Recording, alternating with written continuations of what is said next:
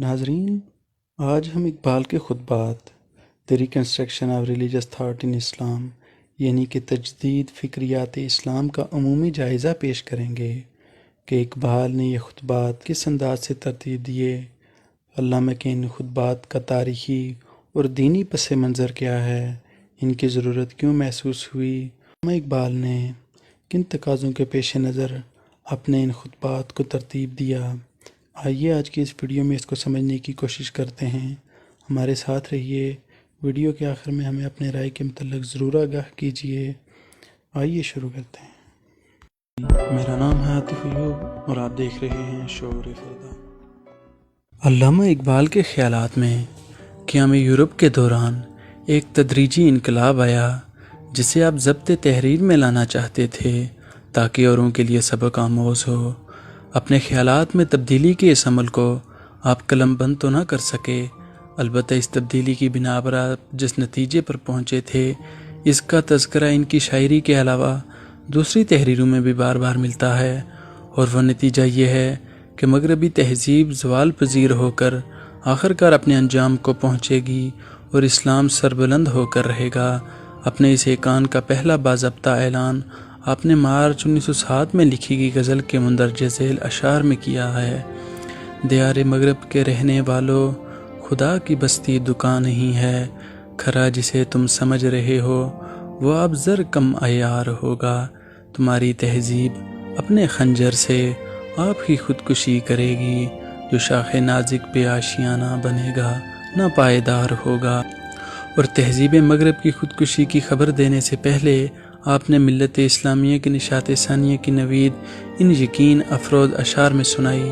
سنا دیا گوش منتظر کو حجاز کی خاموشی نے آخر، جو عہد صحرائیوں سے باندھا گیا تھا پھر استوار ہوگا۔ نکل کے صحرا سے جس نے روما کی سلطنت کو الٹ دیا تھا، سنا ہے یہ قدسیوں سے میں نے، وہ شیر پھر ہوشیار ہوگا۔ سید نذیر نیازی صاحب مرحوم فرماتے تھے کہ یہ دو اشعار ایک روحانی واردات کا محاصل ہیں جس کی تفصیص علامہ اقبال نے انہیں خود بتائی تھی۔ نیازی صاحب کی عمر نے وفا نہ کی، ورنہ وہ دانائے راز کی دوسری جلد میں اس روحانی واردات کا تفصیلی ذکر کرتے۔ نیازی صاحب نے فقط اتنا بتلایا تھا کہ عالم کشف میں آپ نے ایک شمشیر بکف عربی شہسوار کو شیر کی پیٹھ پر سواری کرتے ہوئے دیکھا تھا۔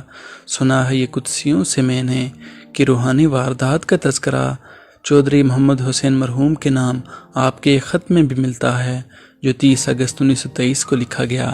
اس میں آپ لکھتے ہیں، عالم بالا میں مسلمانوں کی فتح و نصرت کے سلسلے میں بہت جوش و خروش پایا جاتا ہے، لیکن ساکنان زمین مہر بلب ہیں، خدا ان کے حال پر رحم فرمائے۔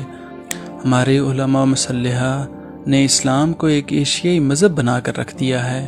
اسی خط میں آگے چل کر لکھتے ہیں، اگر کوئی شخص یہ نہ جانتا ہو کہ اسلام آج سے 1300 سال پہلے آیا تھا اور اسلام کا مطالعہ ان کی لکھی ہوئی کتابوں کی روشنی میں کرے تو وہ کبھی اس نتیجے پر نہیں پہنچ سکتا کہ اسلام اس قدر جدید مذہب ہے۔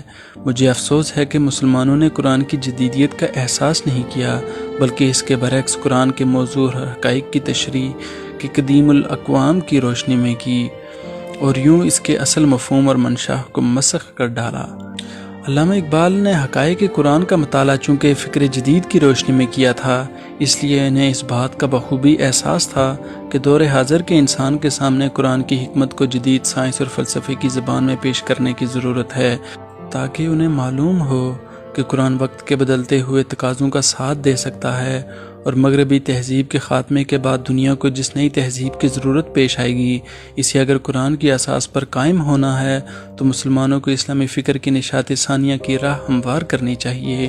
چنانچہ اسی خط میں وہ لکھتے ہیں، اب مسلم اقوام کی نشاط ثانیہ کے ساتھ ساتھ اسلام کی نشاط ثانیہ بھی درکار ہے۔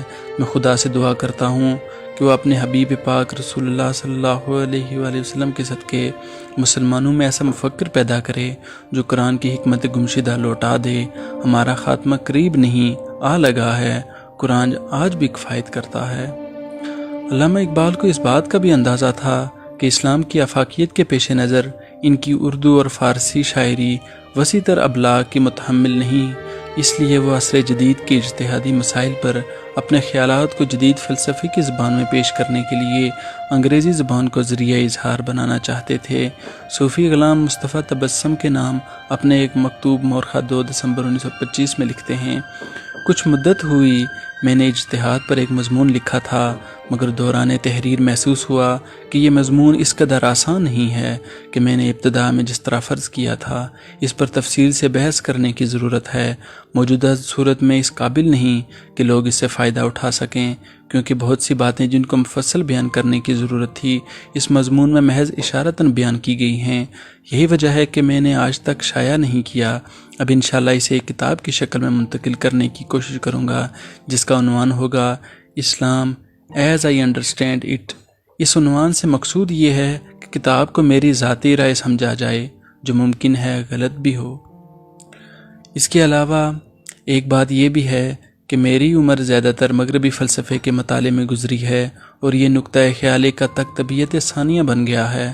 دانستہ یا نہ دانستہ اسی نقطۂ نگاہ سے حقائق اسلام کا مطالعہ کرتا ہوں، اور مجھ کو بارہا اس کا تجربہ ہوا ہے کہ اردو میں گفتگو کرتے ہوئے میں اپنے مافی ضمیر کو اچھی طرح سے ادا نہیں کر سکتا، لیکن بعد میں حقائق اسلام کو مغربی فلسفے میں منتقل کرنے کے لیے آپ نے انگریزی زبان میں جو کتاب لکھنی شروع کی، اسے اسلام ایز آئی انڈرسٹینڈ اٹ کا نام تو نہ دیا گیا، بلکہ یہ کتاب خطبات کی شکل میں 2 قسطوں میں تیار ہوئی اور 1930 میں شائع ہو کر منظر عام پر آئی۔ ڈاکٹر محمد عبداللہ چغتائی کے بقول خطبات کی ابتدا اجتہاد کے موضوع پر علامہ اقبال کے ایک مضمون سے ہوئی، جو انگریزی زبان میں لکھا گیا تھا اور 31 دسمبر 1924 کو شیخ عبدالقادر کے زیر صدارت اسلامیہ کالج کے ہال میں پڑھا گیا۔ خطبات کا پہلا ایڈیشن 1930 میں چھپا، جو کل 6 خطبات پر مشتمل تھا۔ ان میں سے پہلے 3 لیکچر مدارس میں اور بقیہ 3 لیکچر پہلی بار علی گڑھ میں پڑھے گئے تھے۔ آخری خطبہ اجتہاد کے موضوع پر تھا، اور اس اعتبار سے خطبات کا مرکز و محور یہی خطبہ ہے۔ 7واں خطبہ، جس کا عنوان از ریلیجن پاسبل ہے، پہلی بار 1932 میں لندن میں اسٹٹلین سوسائٹی کے زیر اہتمام پڑھا گیا۔ خطبات کی تیسری ایڈیشن میں شامل کیا گیا، جو 1944 میں شائع ہوا۔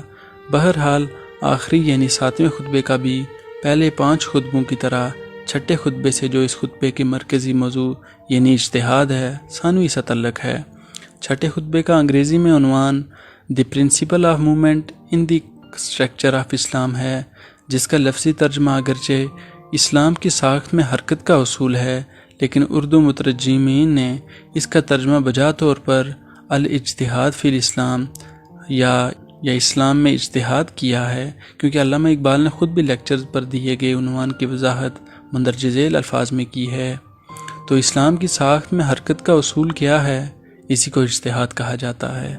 لیکن عنوان کے انگریزی الفاظ پر غور کرنے سے ایک پہلو اور بھی سامنے آتا ہے جو کلیدی اہمیت کا حامل ہے۔ تو اسلام کی ساخت میں حرکت کا اصول کیا ہے؟ اسی کو اجتہاد کہا جاتا ہے، اور اسے کسی بھی صورت میں نظر انداز نہیں کرنا چاہیے۔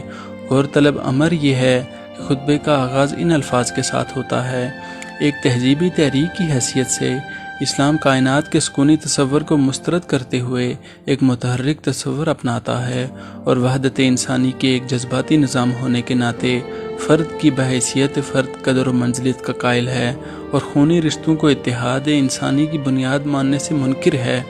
اور خطبے کا اختتامی جملہ یہ ہے: آج کے مسلم کو چاہیے کہ وہ اپنی معاشرتی زندگی کو اسلام کے ان مقاصد کو، جو ابھی جزوی طور پر ظاہر ہوئے ہیں، اسلام کے اساسی اصولوں پر استوار کر کے اس روحانی جمہوریت کی منزل کی تک رسائی حاصل کرے جو اسلام کا منتہائی مقصود ہے۔ اس سیاق و سباق میں دیکھا جائے تو وہ غایت اولیٰ پوری طرح سے واضح ہو کر سامنے آ جاتی ہے، جو خطبات لکھنے میں علامہ اقبال کے پیش نظر تھی، اور جس کے لیے وہ مسلمانوں کو آمادہ عمل کرنا چاہتے تھے۔ اس مقصد کے حوالے سے خطبے میں نئی وسعتوں اور نئی گہرائیوں کا احساس ہوتا ہے، اور بحث اجتہاد کی فقہی اصطلاح کی تنگ دامانیوں سے چھلکتی ہوئی نظر آتی ہے۔